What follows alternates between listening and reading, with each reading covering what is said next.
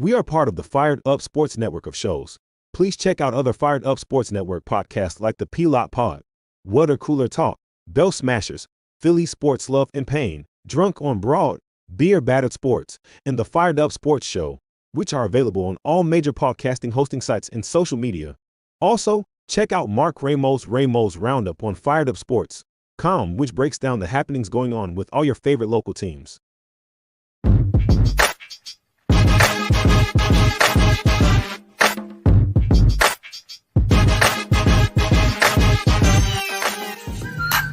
The Philadelphia Eagles are Super Bowl champions.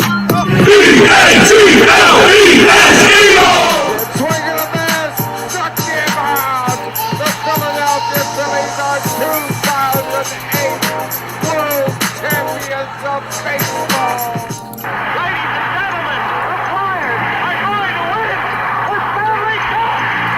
The Flyers win the Stanley Cup for the lead. Yes! Iverson, wow, what a fake off Daniels as he broke his ankles and got all the way to the cup.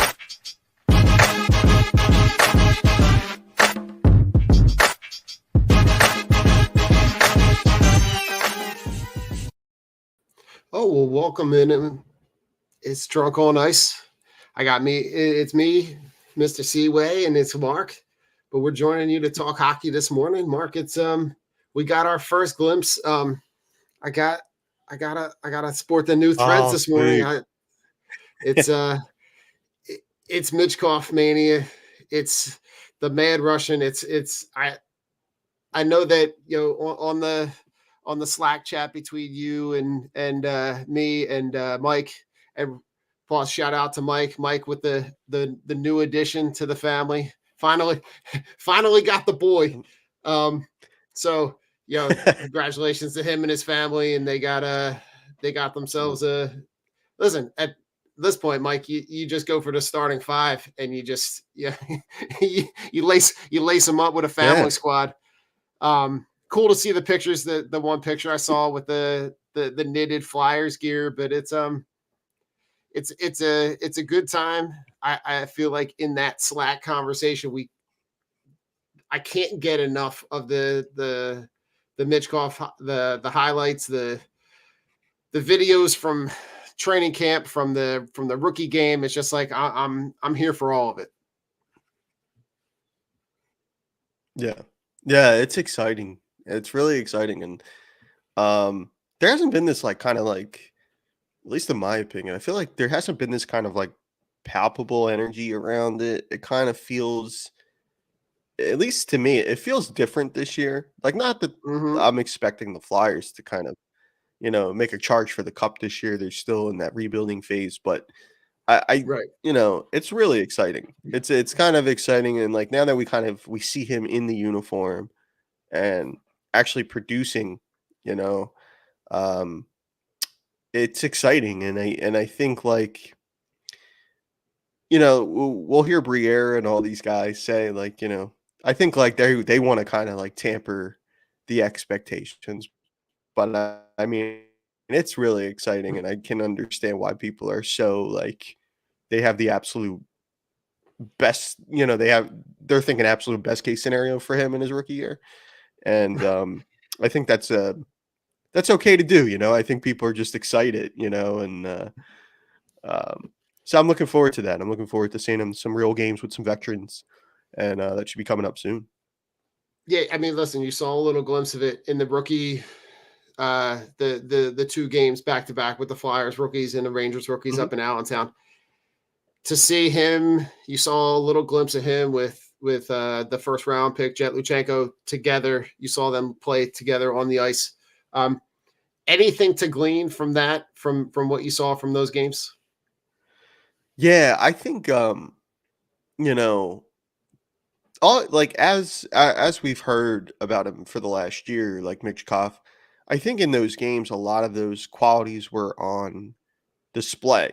And one thing that I actually thought, and I guess it's hard to tell unless you actually you're watching him as closely as I was in those games, but I think Yeah. um I think like his skating and things like that, that is not something that we hear about with him often. Um, like how good of a skater he is. But I actually think Mhm. like in those games, I really kind of saw um like a pretty good like NHL caliber like skating ability. And that wasn't something I had thought about previously. And at least in the rookie games, for a player who doesn't have a great reputation for being um as defensively sound, as some of the a lot of people find it like it's kind of like barely adequate at this point as defensive play. Uh, Gotcha. but I saw like an effort on back checks and things like that from him in those rookie games. And really, I think for a player with that skill set that's going to get he's going to score. Um, I think that's just like the effort that he put in defensively in those rookie games. I think like if that's the effort he's willing to put in a regular season game in January, then I'll be perfectly fine with the hiccups here and there. If he loses a guy, blows a coverage, whatever, because at least he's trying. He's trying to improve it. Right. And I think for me, I'm looking at what do you see? What do you need to see in that first year, right? Because this is his first. It's not his first effort into professional hockey, right? He's got experience playing with adults at the KHL level. What for me the measurement is like, is he contributing? And that's Yeah. it. Like that's what I'm looking for. Like, is he contributing in a way that makes other players better? Because I think the skill level at 19 is already still there, and I think that's also something to keep in mind for this year. When Mhm. you talk about expectations, what are you expecting, and is it realistic for a kid who's 19? Mhm. That to me is something to keep in mind because I know we have a tendency as Philadelphia sports fans to like we see one glimpse. It's that proverbial give us an inch, we're going to take a mile. Like we're going Yeah. to see. I guarantee you, Mark, what will happen at some point during this season? We're going to see one play where he flashes something like ridiculous, Yeah. and everybody's going to be like, forget rookie of the year. He's going to win MVP. He's going to be Finals MVP. We're winning the cup. The pictures come back of him skating around with the cup, like, and it's going to happen overnight. Yeah. And I think it's important to understand where this team is in the process of building and rebuilding. You got this team in a spot where you're looking at them and going, they made progress. They played better than we expected than they did last year. They Mhm. were in a place at the end of the year last year where we didn't think they'd be. I just want to see a continuation of that. I want to see what that looks like moving forward, where we look at this team and go, right. So I want them to be in contention for the playoffs. They to me have a team that has enough talent to get into the back end of that Eastern Conference playoff race, and maybe you see that elevated level of play, and maybe that puts you in better contention to be more attractive to guys that might be looking to come play with a young, talented guy. Because like we don't know what we're gonna get. Yeah. Yeah.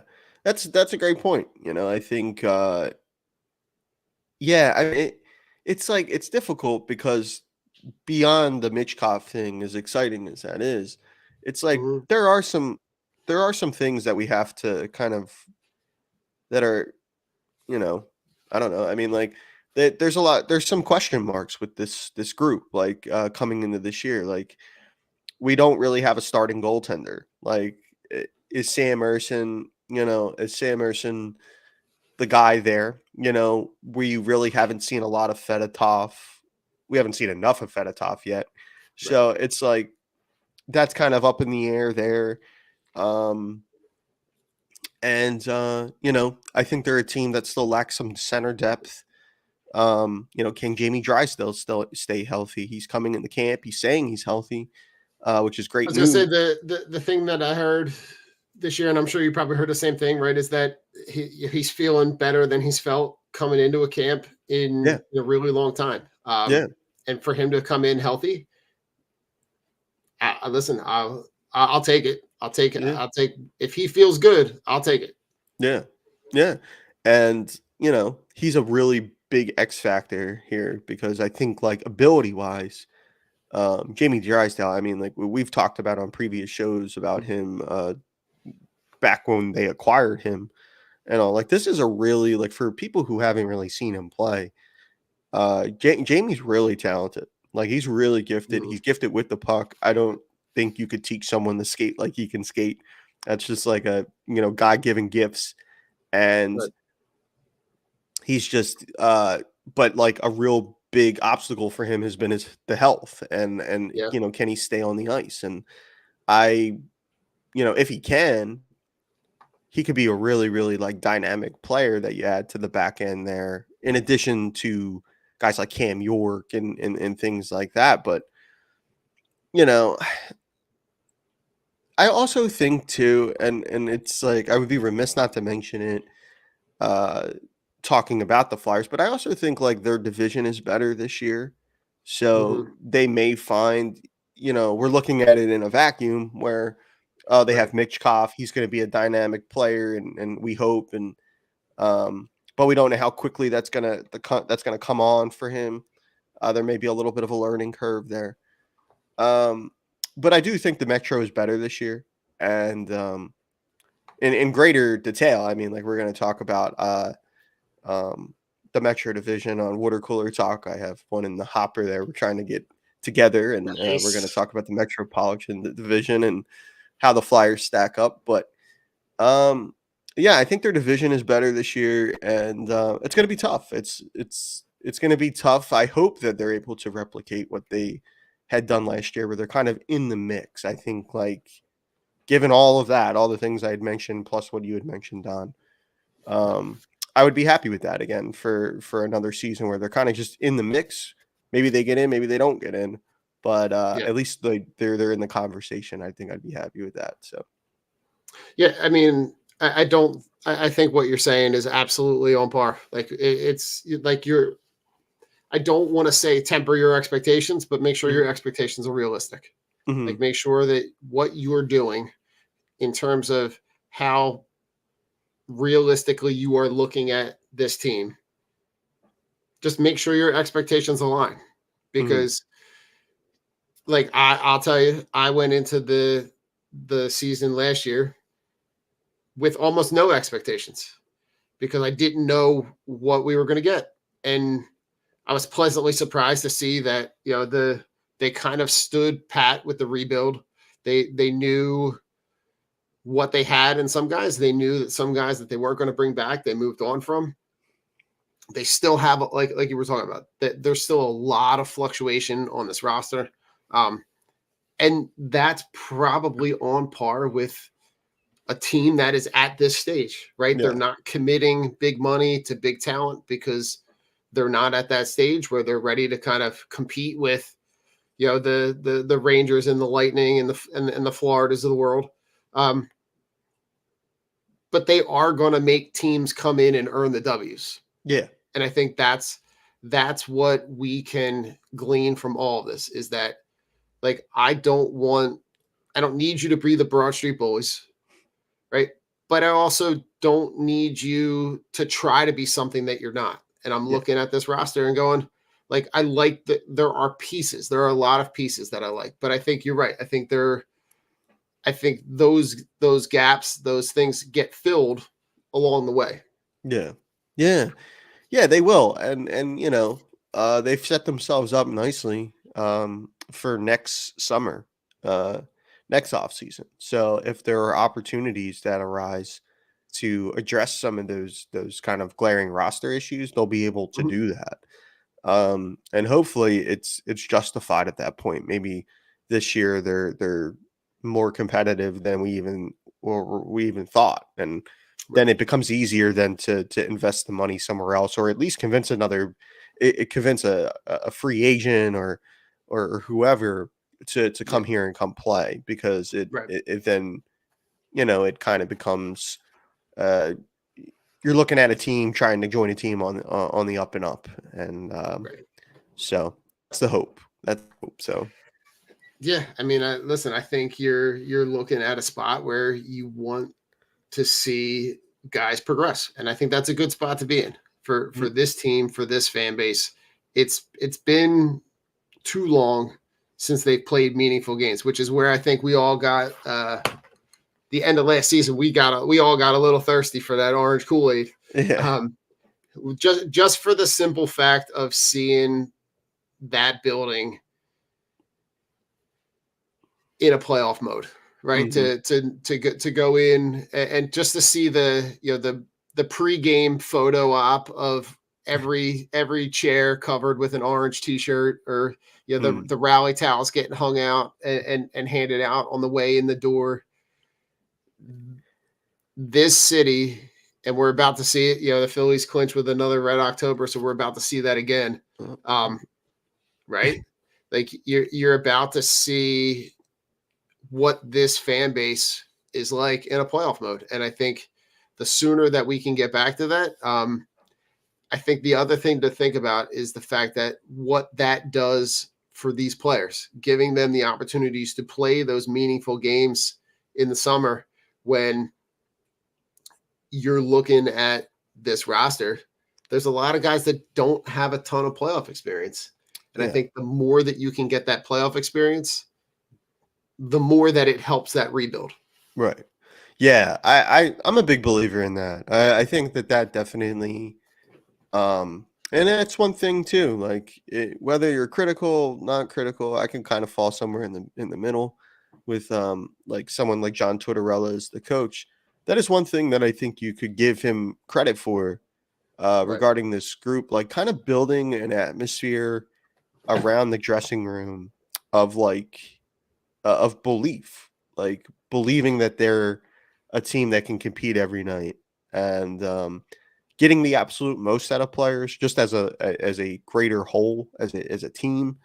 Um, he's pretty good at that. That's a pretty like good quality, I think, uh, about the head coach of the team. I think that I would credit some of that to him, like that kind of like that energy you had talked about the fan base, and thinking playoffs and thinking, hey, like, that this group's good enough to get in. I think that has a lot to do Right. with the coach and how he's been able to kind of build this like atmosphere and structure. And it's like fed this belief that like this group is close, and that they can do it. They can get into the playoffs. And Yeah. whatever pundit says, whatever we say on this show or whatever, it's great because, we have the ability to just say it on here. But for the thing that matters when it comes to the roster and things like that, is like what those guys in that room believe, like Yeah. that's really what matters. And as long as they believe that they can do it, that's they should believe that, you know what I mean? They should believe that. Yeah. Oh, So, yeah. but I'm just really ready for the season here. I mean, it felt like a long summer, a long off season. The Flyers weren't terribly busy, but now that we're actually talking about games again and things like that, and getting back to evaluating the team and the players and the Right. coaching staff and where they're headed, I think it's exciting. October is the best time for sports. I So mean, listen, if you can't find sports this time of year, yeah, you don't have the right remote. Like, I don't know what to tell you. Between, right, you've got today, right? Let's just start Saturday morning, right? You got college football all day long from yep, noon until 2 o'clock in the morning if you're staying up to watch the West Coast. yep, Um, you've got the NFL in full with a full on takeover of Thursday night, Sunday night, Monday. They're going to play games on Wednesday and Friday, and like the NFL is getting to the point where they're going to play a game every day of the week.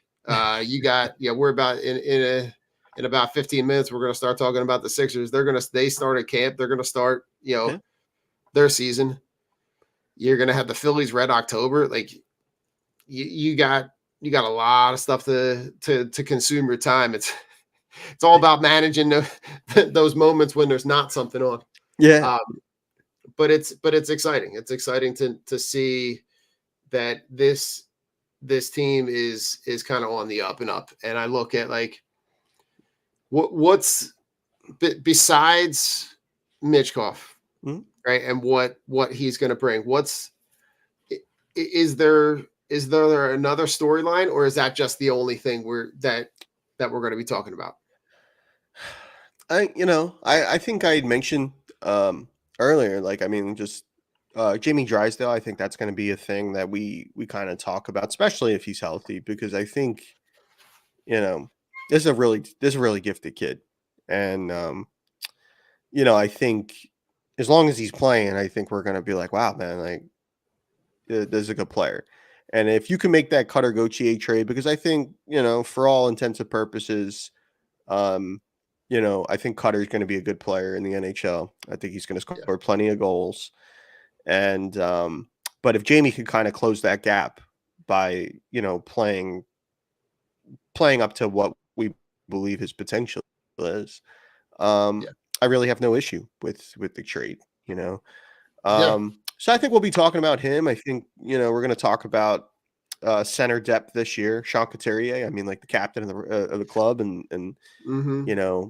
where's his health at, and can he make it through a season, uh, productive and without the injuries, and he seems to have a clean bill of health as well.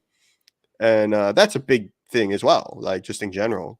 Yeah, Jamie Drysdale is healthy. Sean Couturier, Rasmus Ristolainen missed a lot of time last year. He says he's healthy. He's out there skating yeah, with the group. So that's all good news that they're coming in with little to no injuries. But I think like those are some storylines we'll be talking about throughout the year. Goaltending, as we normally do in yeah. Philadelphia. It's always something we talk about. And Yeah, listen, we thought we had that problem solved, and then yeah, they yeah, got yeah, that's a whole. If you want to go back in the archives, there's a whole separate conversation about that guy. yeah, they Um, drunk on ice investigates the the 48 hours episode. yeah, yeah. God, it's but yeah, you're right. I think there are a lot of holes, right? But there are a lot of like the pieces that are Mhm. there. I think are good. I think Yeah. the idea that you're gonna go into the year with a captain that's got experience, that's been here for a while, and you're gonna have the opportunity, right? You're gonna pair him probably with Konechny, Mhm. probably with Tyson Forrester, but there is some flexibility in there. Um, I Mhm. think it wouldn't surprise me if at some point, right now I'm looking at the Flyers depth chart and Mitchkoff is the second right wing.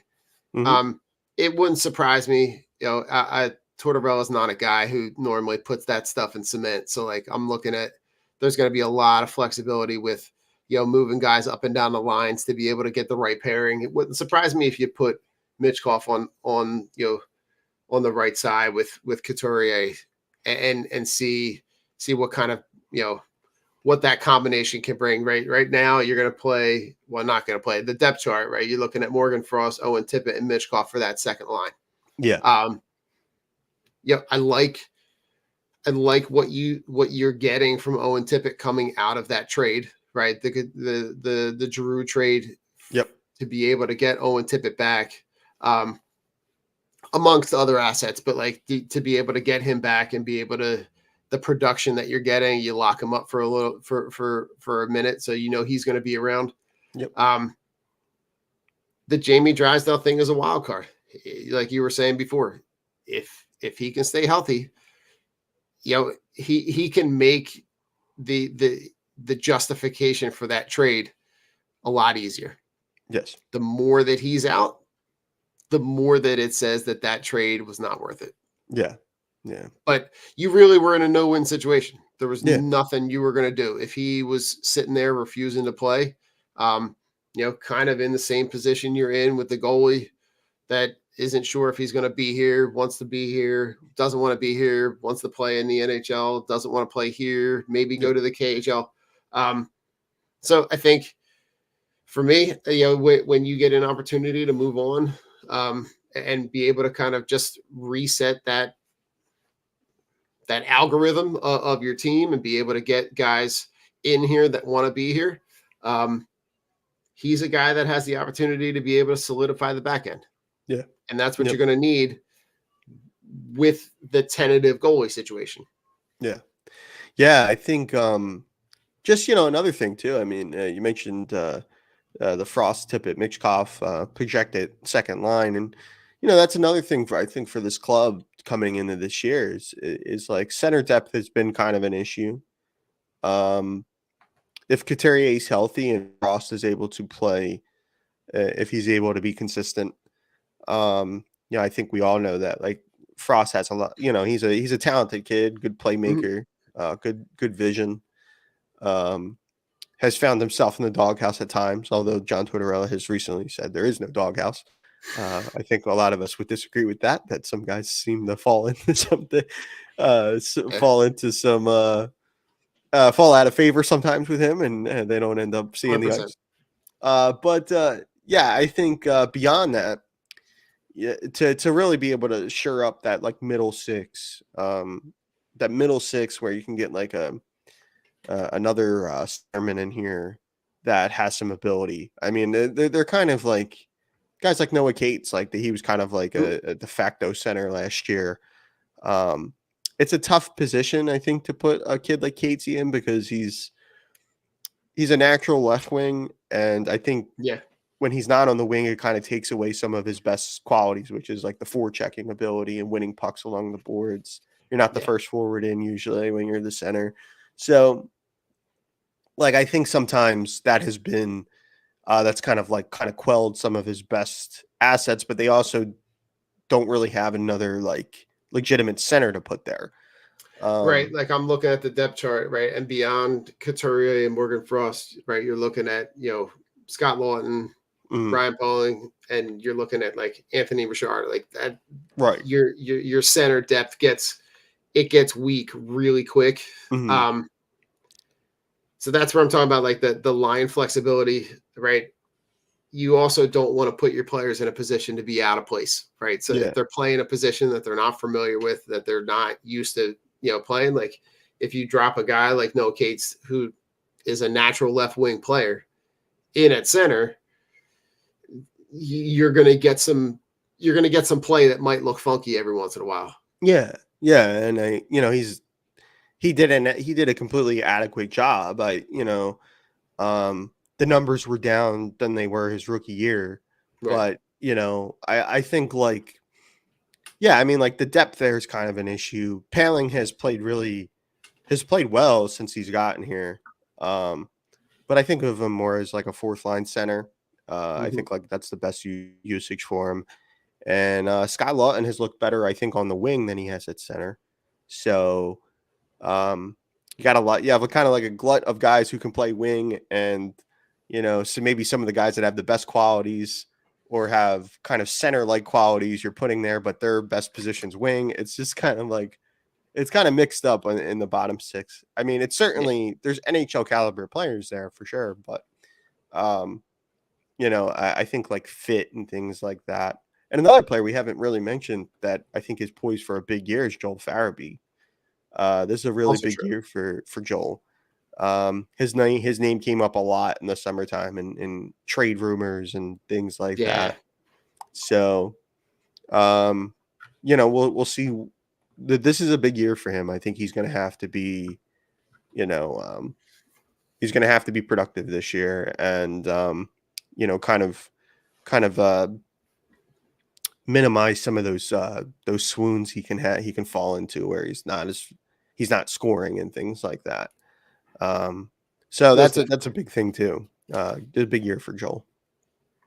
All right, I got two topics for you before we jump out. We'll touch on them real quick. All right, I'm gonna give you the dealer's choice. Okay. All right, you want to talk stadium from the Flyers' perspective, or you want to talk NHL legend? NHL legend, I think is. All right, I'm gonna share the screen here. All right. What I'm about to show you, Mark, is this is Jaromir Jagr starting his 37th professional NHL season with a goal. Like, good for him. Yeah. Like, he's still playing at a really elite level, not elite level. Like, he's not coming over here to like do anything, but like he gets a goal in his 37th professional season. Yeah. Like, he's played hockey professionally almost as long as I've been alive. Yep. Like, that to me is just wild. I love watching this because it's like you and you see, like, it's not a cheapie either, right? No. He gets the goal like near the dot, spinorama, and like punches it in. Like, it's just fun to watch, man. He's just like, he's a dude that like, and for this show, he had his little stint here with the Flyers. Yeah. That's just a fun story. Yeah. I would love if someone brought him in. That would Yeah. be awesome. Yeah. Yeah. I mean, this is, you want to talk about a player like, and we really got to see it when he was here, even though he was in Philadelphia for a year. And I mean, like the stories that have kind of come out since, right? Like, Yeah. from players that played with him that were here at the time, and the work ethic, the getting up at 3-4 a.m. to go for his run, and the guys are kind of stumbling in from the bars, and he's out getting ready to work out. You know what I mean? Right. Like, and he's like one of the oldest guys on the team. He's walking in. He's walking in. They're walking out. Like, Yeah, yeah, and it's like, yeah, it's incredible that he's playing, even though it's over in the Czech, and like it's not the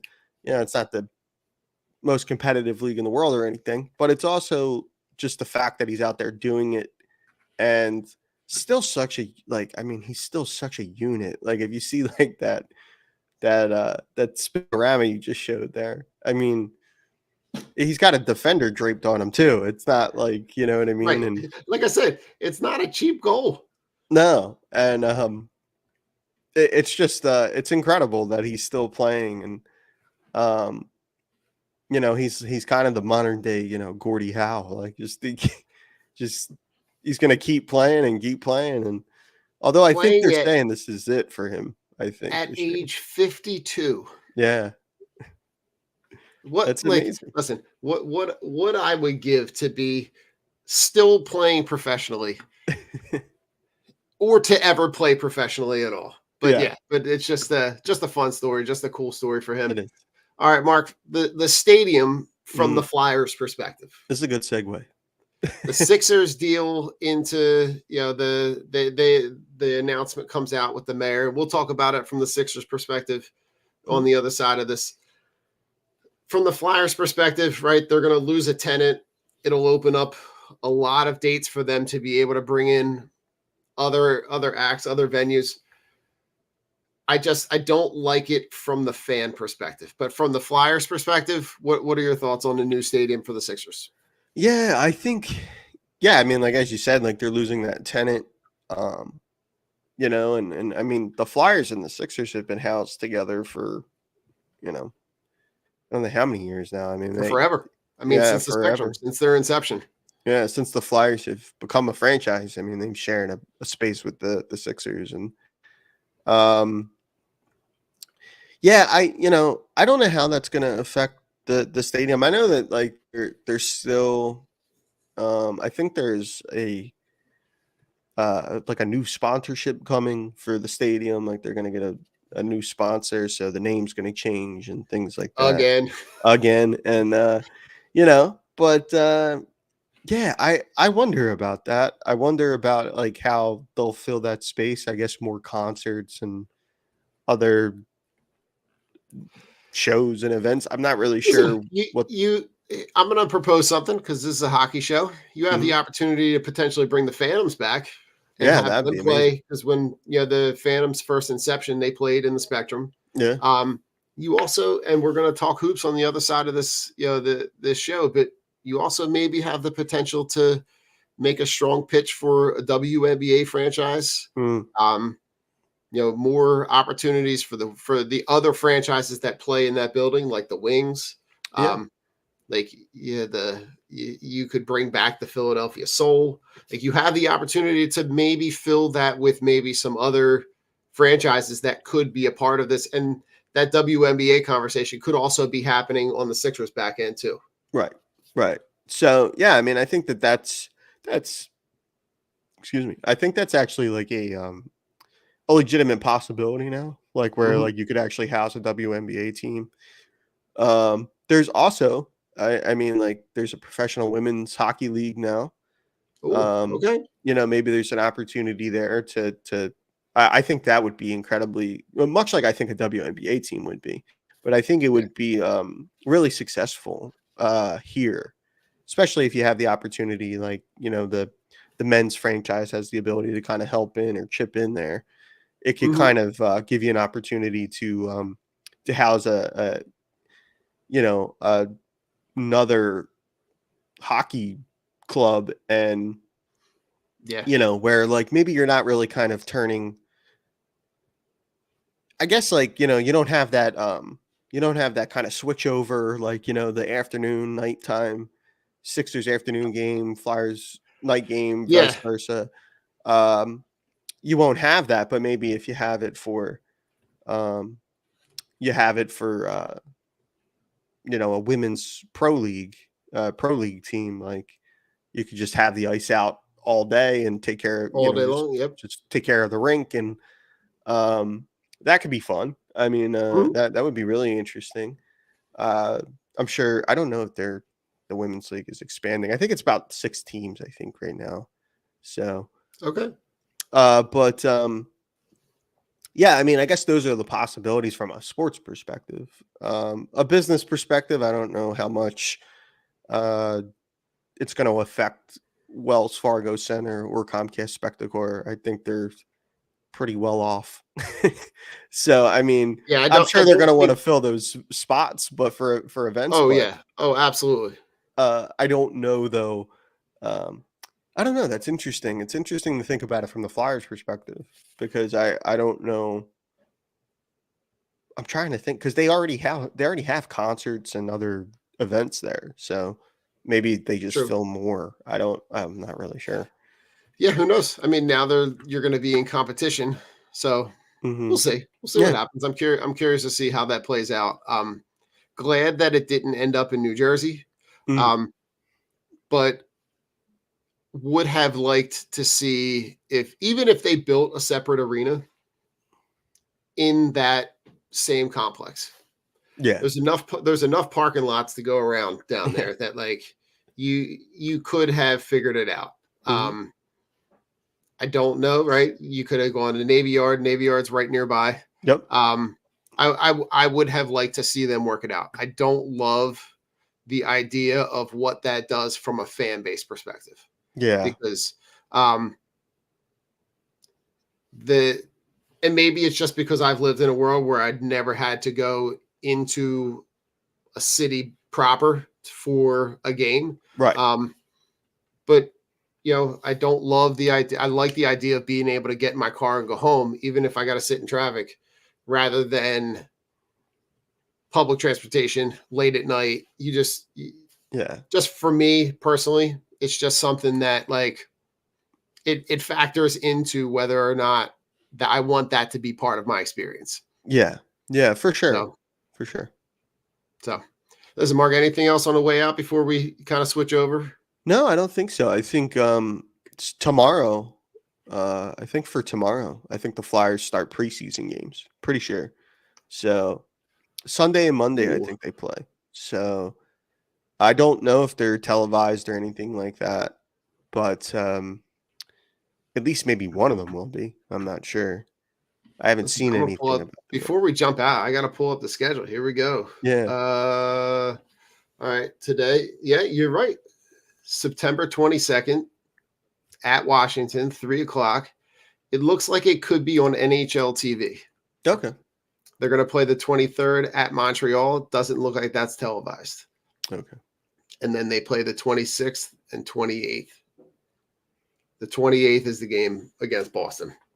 That's on the NHL Network. So you've got an opportunity, right? We're going to start seeing some on ice competition, but listen, it should be good. Should be good to see. But listen, on the back end of this, we're going to put the commercials in. We're going to cut out the commercials for the live show, and we'll on the back end of this intro, we'll be talking all things Sixers. So go Flyers.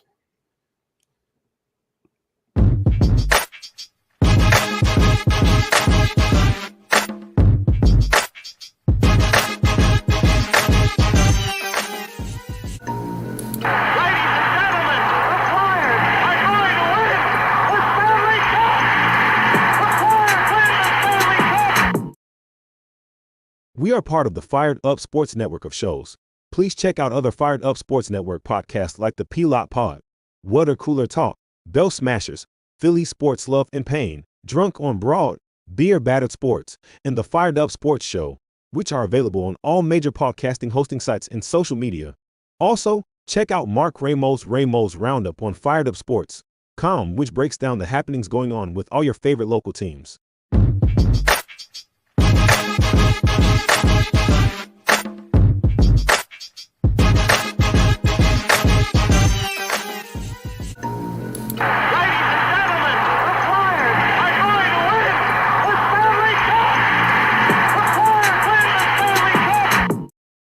Oh, and we're back talking all things Sixers here on Drunk on a Court. Mark, we just finished talking Flyers.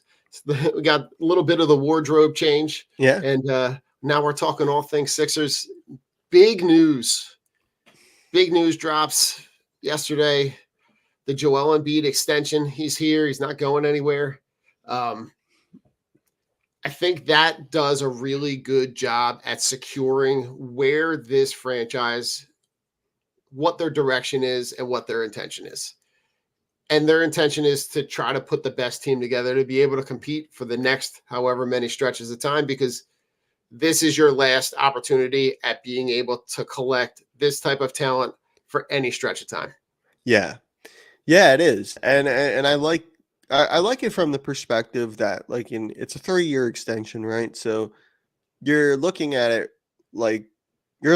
in the window perspective of hey, we're going to try to really take a go at a title here and do what we can to make sure that we do that and that we're able to get there.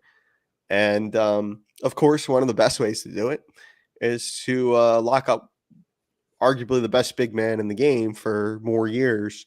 Even though the injury history is very real and things like that, I really think it goes back to very similarly to the Paul George acquisition and things like that. The Sixers are looking at hey, we have a window anyway, so we may as well load up right now and make sure that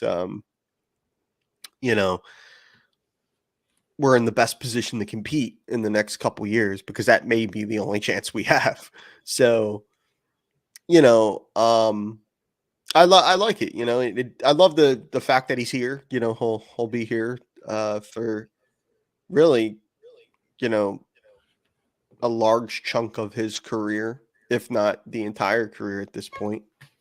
And I have a.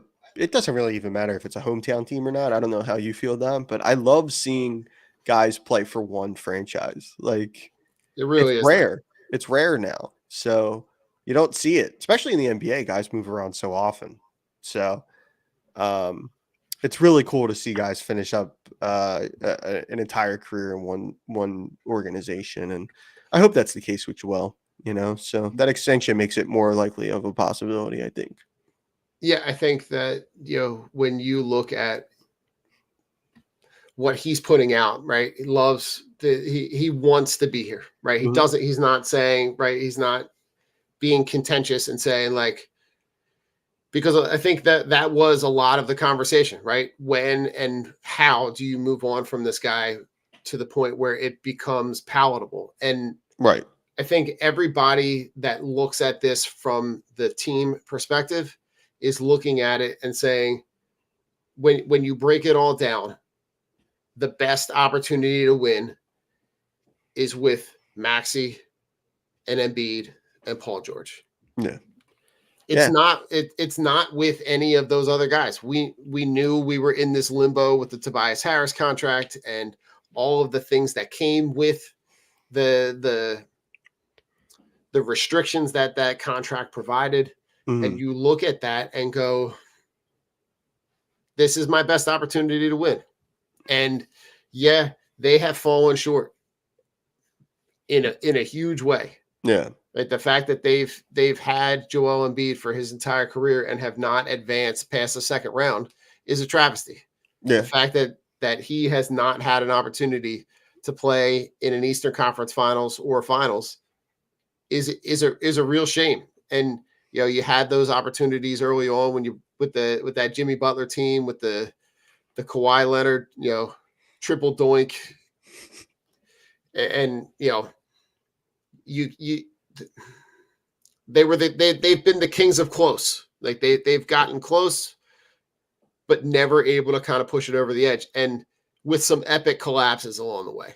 Yeah. The series in Atlanta, the blowout in Game 7 against Boston, the series with the Heat. Like you've had some, not only some exits, but some epic, wild exits to be able to say, like, we really have to revisit the way that this team is constructed. And I think we've talked about it in previous episodes, but when you look at this roster, I got to imagine that this is the best roster that they've assembled around Joel Embiid. Oh yeah, 100%. And thank you for opening up those old wounds there, walking through. That was like walking on glass, walking through those playoffs. Oh God! Listen, as a parent, it's the equivalent of like walking on the treadmill with someone just incessantly dumping Legos in front of you. Yeah, yeah. I mean, I agree. I think that this is 100% the best group that has been assembled in the Embiid era. I even look at I may have said this on a previous show. I don't remember if he had signed yet or not, but I mean, like, I really love, like, I mean, they have like Reggie Jackson coming in on a vet minimum. Yep. One thing that I always like seeing was Sixers camp is not that far away, and there's a lot of guys already here working out. They're in the gym together, and I love that from a camaraderie perspective, like where guys are coming in and they know they kind of already know what the stakes are, like with the team that they're joining. They know that this is that it hasn't been good enough here recently, and Right. that there hasn't been a lot of success, and that's ridiculous considering a Maxey and Embiid combo and the players that they are individually. It's true. So I love seeing guys here early and getting to know each other, getting to know the facilities, and just ready to work. You see Andre Drummond in the building, right? You Yeah. see the Tyrese Maxey is working with Drew Hanlon. You see that the Embiid experience in the Olympics over the summer, and that's something we didn't even, I don't know if we ever talked about, but like the experience of getting to play with those guys and have the opportunities to play alongside guys that are at the place and have been to the place where he wants to get to. Mhm. I'm curious to see how that translates to this year. Yeah. What does that look like from the player mindset perspective of looking at how do I, if I'm spending all this time getting to be around the LeBron James and the Steph Curry and the Kevin Durant and guys that have won championships, guys that are in spots where I want to be. How does that translate to this team, right? Because you have the opportunity, and I think you're going to have a roster of guys that on the nights when Joel Embiid is off, when he has those scheduled days of rest, you've got it's not even a 2, you've got a 1A, right? You can win games with a lineup that includes Paul George, Tyrese Maxey, Andre Drummond, like not Ricky Council. I'm looking at the roster, but like Caleb, I meant like Caleb Martin. Yeah. Like Yeah. those are all solid NBA vets that are going to give you the opportunity to be able to win a game. Yeah. And though that's something that we did not have in a long time. Because the Yeah. nights, even just to go back to last season, the nights that Joel Embiid played almost felt like scheduled losses. Yeah, they didn't look good. Yeah, that experience with the Olympics, and I don't think last 25, 30 years, I don't think I've ever heard of a player who's gotten the opportunity to play on an Olympic team has ever like been worse for it. Like they all seem It's to true. come back, like especially the younger guys tend to come back with like a level of maturity, like maybe I don't know if it's just sharing trade secrets with some of these guys that are like the elite of the elite, Yeah. or what it is, or just the experience of playing with each other.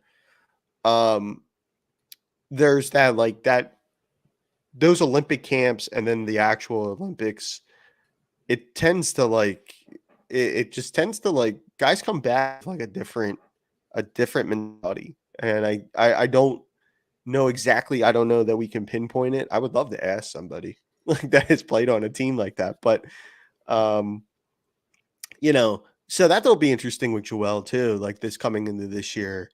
Um, from like a leadership perspective and things. Yeah. Like, him coming in and maybe it'd be like, it may just all kind of come together for him, like from like a mentality perspective of like I get it now. Like you know what Yeah. I mean? And um so I'm really interested to see how that has affected his performance and perhaps in a positive way. Yeah, I think the way that they've built this roster, they built it, they've spent a ton of money, right? Mhm. This offseason, they've spent, I'm just going to pull it up just so I don't misquote it here. Um, $732 million of contracts over this offseason. Yeah, right. Between the extensions, the new contract, the Paul George contract obviously takes up a huge chunk of that.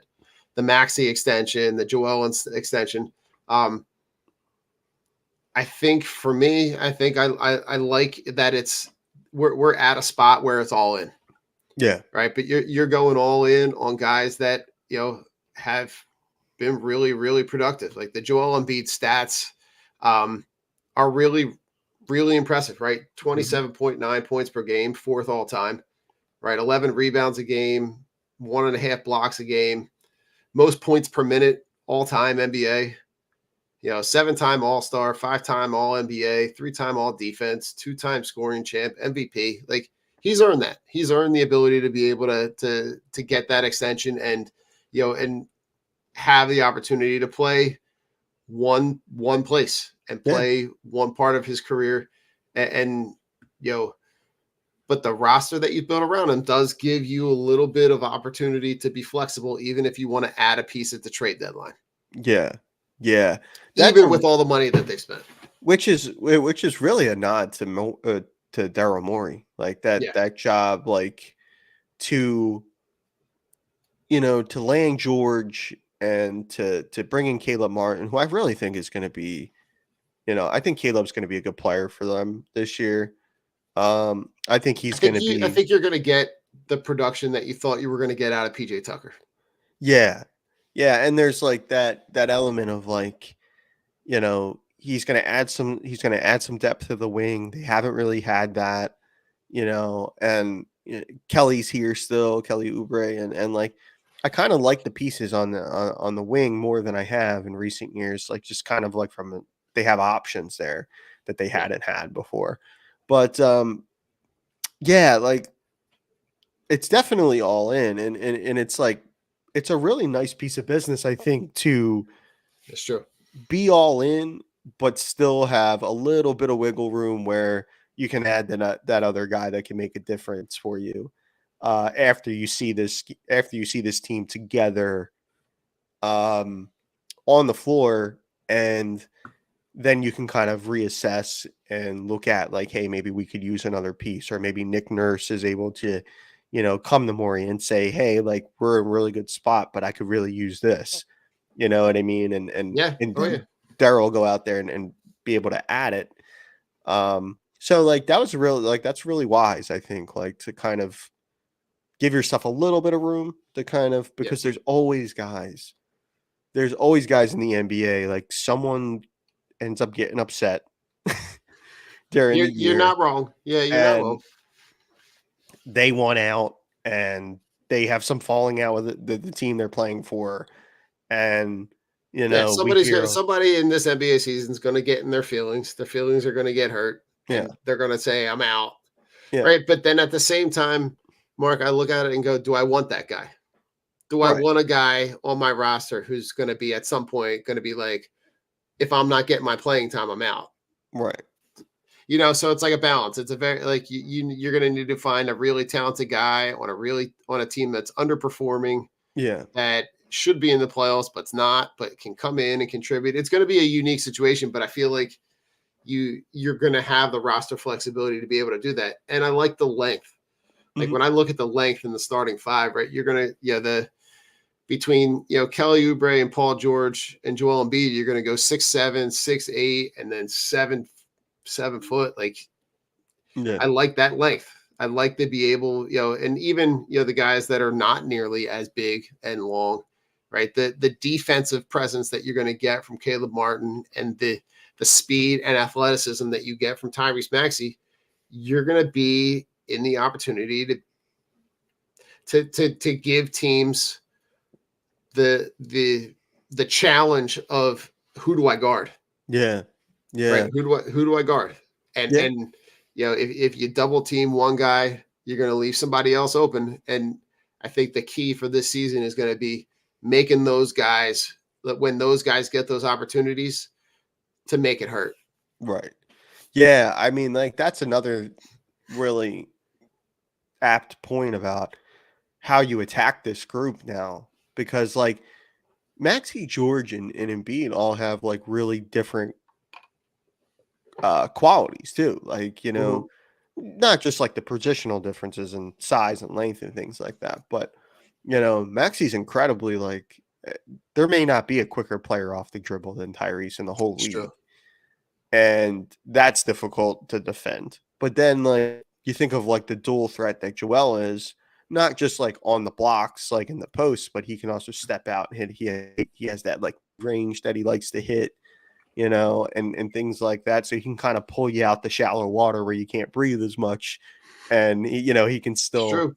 still hit you, still hurt you there. And then George has that kind of two-way ability as well, where on any given night, where guys don't have it, George he could fill it up. He could go for 25, 30 when he has the ball in his hands more often and the thing we've said this on these shows, but like the thing that's really, really exciting about PG being here is that he doesn't need the ball to be effective. He can play off ball. And that's a really, really good quality and a quality that the Sixers really need because Joel and Embiid are probably or Joel and Maxey rather, they're gonna have the basketball more often than not. But PG can still get his and not have the ball a whole lot, and that efficiency is Right. really something that's going to be exciting to add to this group. So they can Yeah. attack in a lot of Listen, different ways. yeah, and the bench depth is going to be good, right? You bring back Kyle Lowry, you bring in Eric Gordon, you keep KJ Barton, you bring in Andre Drummond, which is probably, I would argue, one of your best reserve offseason acquisitions. Yep. But the guys that have experience, Reggie Jackson is a guy who's got playoff experience.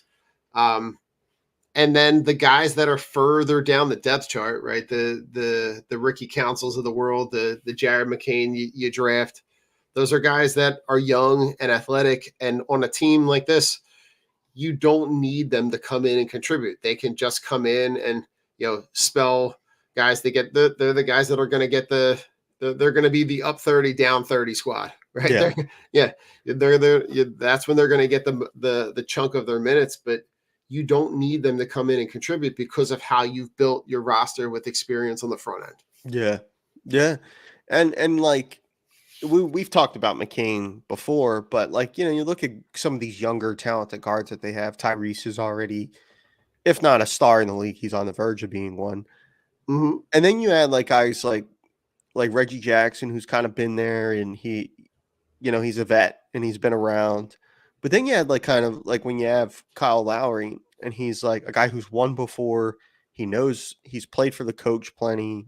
The guy that's coaching the club, the team now, and he's kind of like I think at this stage of his career is kind of like in that player coach role where he could kind of be Sure. the conduit to the younger players and be like, hey, this is what is expected of you from this staff because I've played with them and I've not only played with them but I've won with them.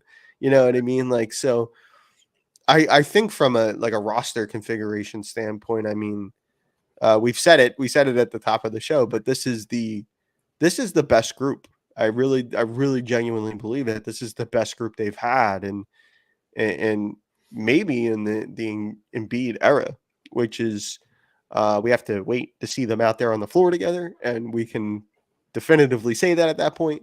But like just at least on paper, this is the best group that I think they've had in quite a while. Yeah, and listen, when we talk about the East, right? You're going to talk about Boston and New York and Milwaukee at the top. You've got a couple of teams on the come with the athleticism in Cleveland and in Orlando, but I think they have the experience, right? That they were, on the tail end of contributing to this to that playoff run, so they really didn't give themselves a great opportunity with the Embiid injury and where that kind of put them positionally to be in the playoffs, but you're in the conversation, which is where you want to be. Yes. I think Boston is Boston kind of showed themselves that they're kind of head and shoulders above a lot of the teams in the East. The fact that they finished the season 14 games up on the second place, the second seed in the East in New York, was really them flexing on the fact that like the offseason moves that they made really paid off. The subtraction of Marcus Smart, the addition of Porzingis, and how Porzingis played with Tatum, with Brown. And they really exposed the idea that you really don't need a big man in the middle to be able to win games. They just won it on the fringes by just the elite outside shooting and the way that they were able to just create separation game to game. But they finished the year last year 64-18, and just for an 82 game season, that was really, really impressive. Yeah, in this era too. I mean, like with the way the talent is in the league now, and it's kind of spread out more. I feel like at least right now it is. I feel like there's a lot of good players on a lot of different teams. Yeah. And too, to go out and you look at their off season last year, prior to getting into title contention was like, you go and you get Porzingis, and that was a big acquisition. And but he had missed time. He was hurt, which is kind of par for the course for Kristaps, even though he's a talented guy. And then, add like a winner and a leader like Drew Holiday, former Sixer, has had a wonderful career. Yeah, absolutely. And so they really were a cut above everybody else. And the Knicks, I think, had been so much of a sum of their parts. I don't know if we can call it that. I know that's Miami's thing, but is there a thing such as Knicks culture now? I mean, like, is listen, Knicks culture Villanova culture? I think it's the Knicks culture is an offshoot of Nova Nation. I think Nova Nation. They're kind of one and the same. The Knicks' ability to be able to bring in Bridges to play alongside of Jalen Brunson, the contributions that you're getting from Dante DiVincenzo, Josh Hart, they really maximized the production that they got from every guy on that roster. So and the addition of Bridges, geez, I mean, you want to talk about the better getting better. They put themselves, in a position to, potentially maybe give Boston a run for the money with the way that they're kind of built the same way. They're built along the outside. They're built with athleticism and guys that are rangy and will defend on the outside. I don't know. I think the Sixers maybe have the potential to have a little bit of both, and I don't know if that's a good thing or a bad thing. Yep. It does Embiid on the inside give them an advantage to be able to have now the athleticism on the outside to maybe spread some teams out, maybe give Joel an opportunity to maybe get a little bit more one-on-one exposure down low? Does it give Embiid the ability to be able to kick it out? And what does that do for them? But I'm excited to kind of see what this season could bring. And listen, that's the mantra of every Philadelphia sports fan. Yeah. Maybe next year. Yeah. I feel like Rich and I were talking last night, but I feel like we're already there with the Eagles. Maybe next year. Yeah. But that's a conversation for another day. Mark, I'm going to give you the same thing. 2 topics, right? The one, we're going to talk about the arena from the Sixers perspective, and then some off the court news. Okay. I'm going to go off the court news. The stadium stuff's just kind of like, I've read a lot of it, and I'm just like, I think everybody's right about the stadium. Like everybody has a point in it, and so give me the off season news first. All right, Mark, a couple of days ago, NBA insider Adrian Wojnarowski, the Woj bombs, drops the final Woj bomb that he is retiring at the height of his popularity to become the general manager of his alma mater at St. Bonaventure. Yeah. His role will include the name, image, likeness allocation, the recruiting, and the supporting the success of the Bonnies. I think this is going to be the next step in college athletics.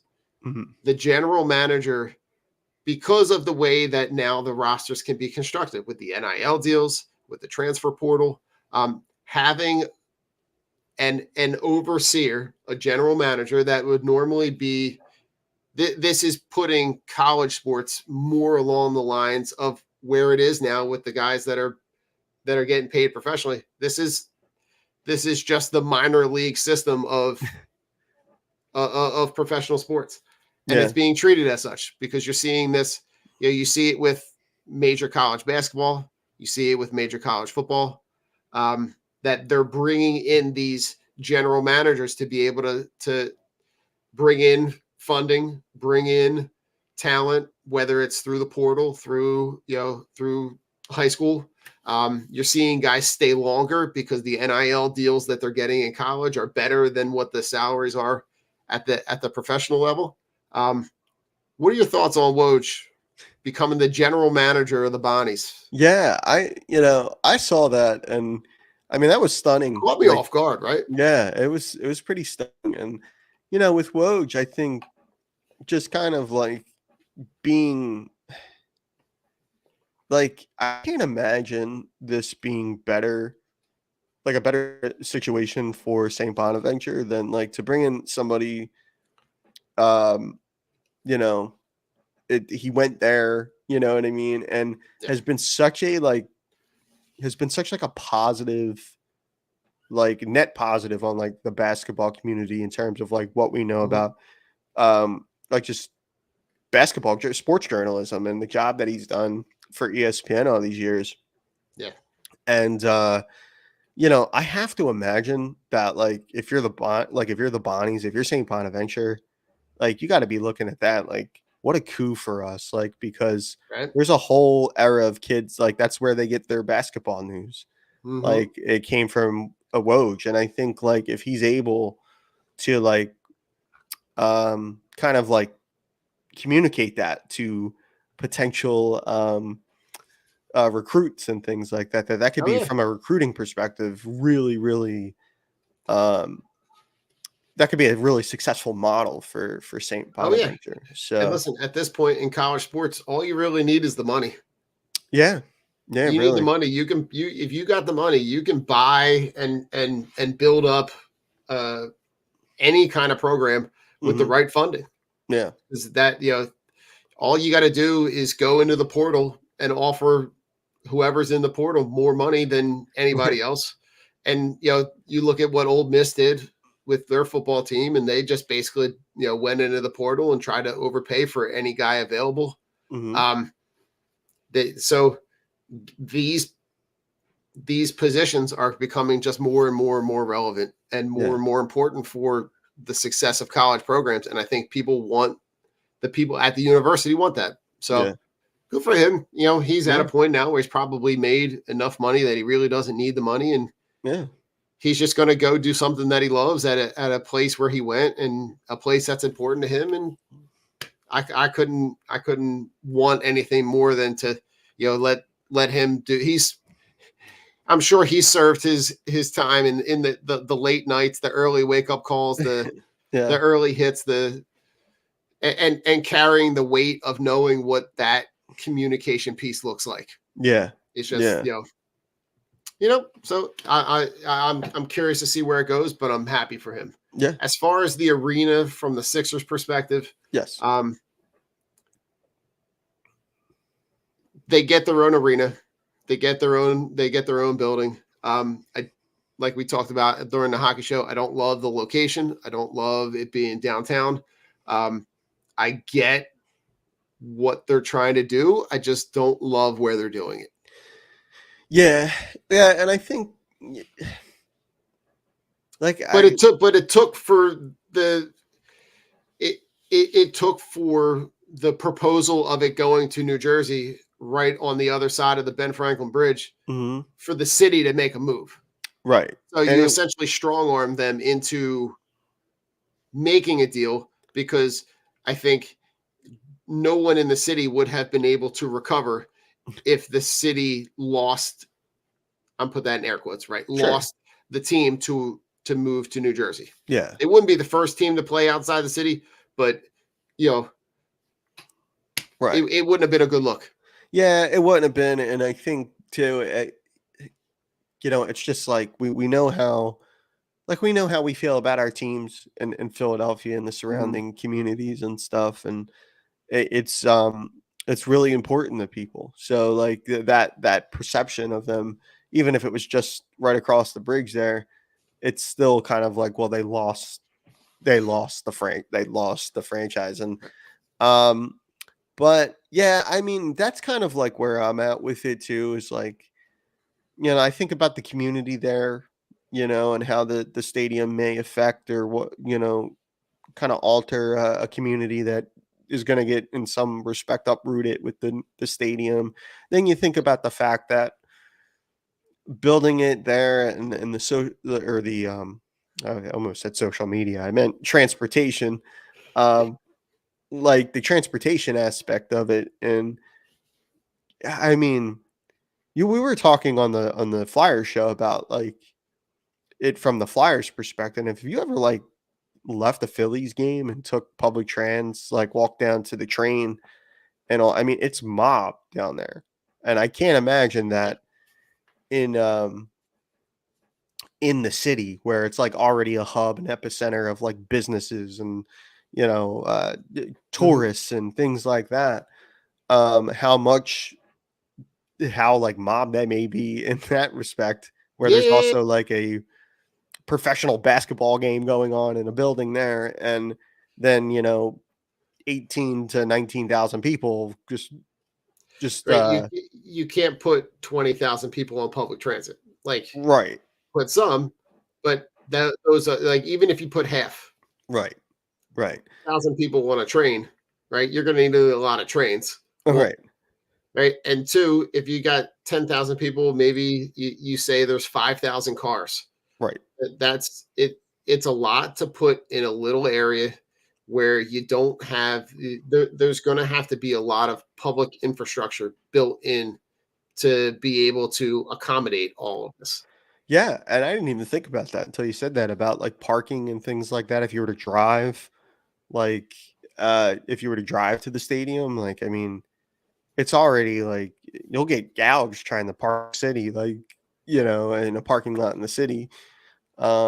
So, the concept on paper is cool, like 76 place and all. It's like, wow, that's kind of cool.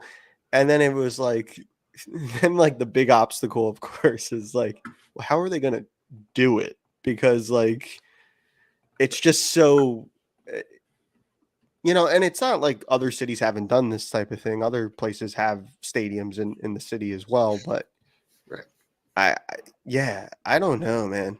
This is the concept art for it, right?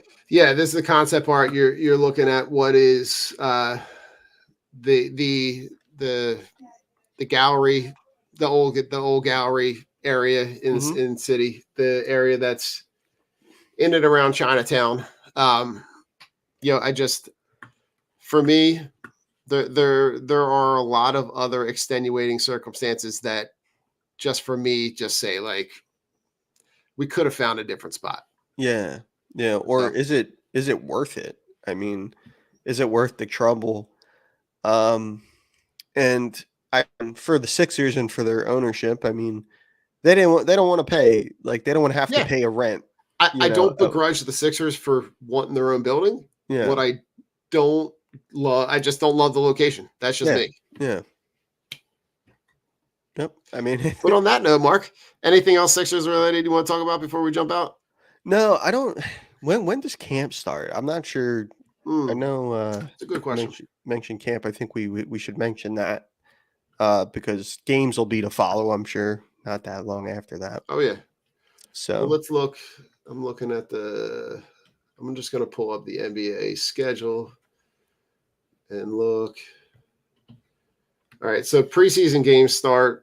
I'm just looking at the NBA preseason. NBA preseason games start on October 4th. Okay. No. So the Sixers' first preseason game looks like it's on Monday, October 7th. Cool. All right. So it's not that far away. No. So they're going to be rocking and rolling in a couple weeks, and we'll be here to talk about it. But on the way out, go Sixers. Go Sixers.